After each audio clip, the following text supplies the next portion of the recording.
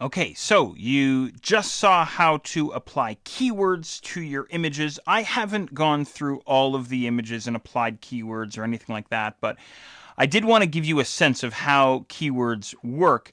But the next thing that I want to show you is how you can go about filtering your view. And you can filter your view using all kinds of different criteria, right down to things like show me only RGB images, or show me only portrait images, or only landscape images, or, I mean, there's all kinds of different criteria that you can use to filter the view of images that you see inside Bridge. So, what I've done here, I already collapsed down my keywords down to the right-hand side. And now what I'm going to do is I'm going to drag out the left-hand side. And over on the left-hand side, I have my filter panel open. So make sure you have your filters available.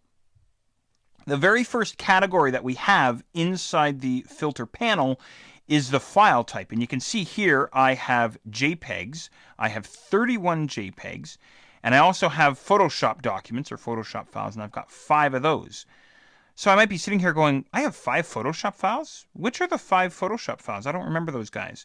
Well, if I click on Photoshop document, a few things happen. Well, first of all, you can see that the main content view changes.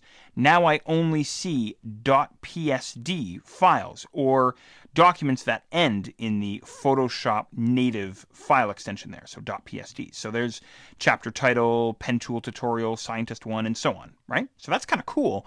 Where did all of the other graphics go? Well, they're still there. They're just being filtered. The view is filtered, remember, right? Now, the other thing that happens is a check mark shows up beside Photoshop document, meaning that this filter is presently turned on. Now, how do I turn the filter off? How do I get the view back to where I started? Well, you know, there's a couple of different ways that you can do that.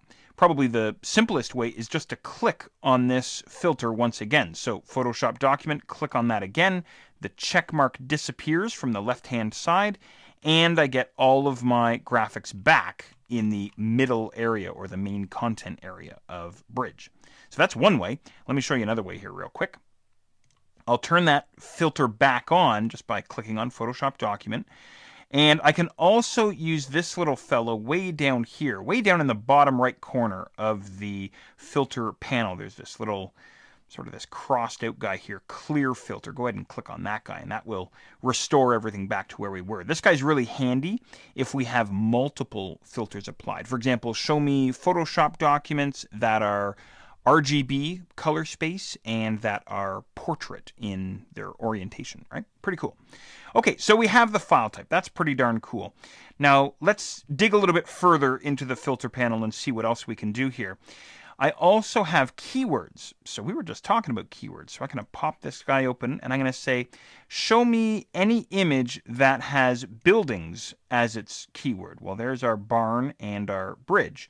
Or show me buildings and show me animals. So there's 2 filters applied. So there's our dog and also our bird image. I can clear these filters, again, by individually checking these guys, or by hitting the sort of the cross out there down in the bottom right corner of the filter panel to bring me back. So hopefully you can see the power of filters here. All right, I'm going to collapse that guy down. I can filter based on the creation date. What did I create on the 11th of November 2007? Oh yeah, these barn photos, you know, this sort of thing. Or I can filter based on the date modified, or the modification date. Here's what I love, the orientation. As a print designer and as a web designer, this is something I'm always struggling with.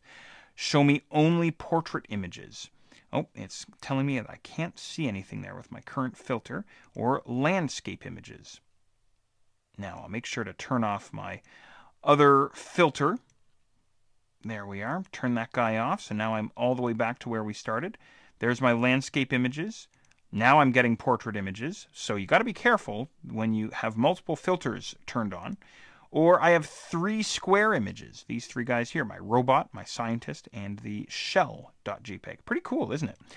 Now, you can explore the remaining areas, the remaining categories on your own. We have color profile and even things like ISO speed ratings and exposure time and the aperture value and focal length and so on. It's pretty cool stuff. Lots of stuff in there. Maybe too much, right? So, this is the last thing I'll show you here related to your filters. The other thing that I can do with this dialog box, with this panel really I should say, is I can head up to the panel menu, the filter panel menu, and open this guy up, and I can actually determine what categories are going to show up inside the panel. So maybe I never use model, maybe I never use focal length, I never use color profile. Well, I can turn those guys off if I want. So pretty cool stuff, filtering the view inside Adobe Bridge CS5.